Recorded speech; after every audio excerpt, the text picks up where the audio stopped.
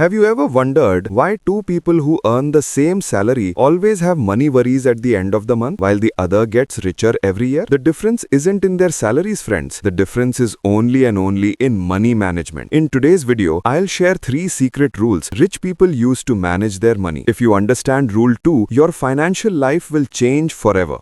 Let's get started. Rule number 1, the 50-30-20 rule. People with a poor mindset spend first and save what's left. But rich people save first and then spend what's left. According to this rule, 50% of your total income should go to your needs, such as rent, electricity bills, and food. 30% to your wants, such as eating out or shopping. But the most important is the last 20%. This 20% should always go to your savings and investments. The day your salary arrives, first withdraw this 20% from your main account and put it into another savings account. In financial terms, this is called pay yourself first. Rule 2, assets versus liabilities. Now let's come to rule number 2, which has made ordinary people millionaires. Assets versus liabilities. When an ordinary person earns a little extra money, what does he do? He buys a new iPhone, finances a big car, or buys expensive clothes. These things are called liabilities. They are the things that take money out of your pocket. But a rich person always invests his money in building assets. Assets are the things that you spend while you sleep.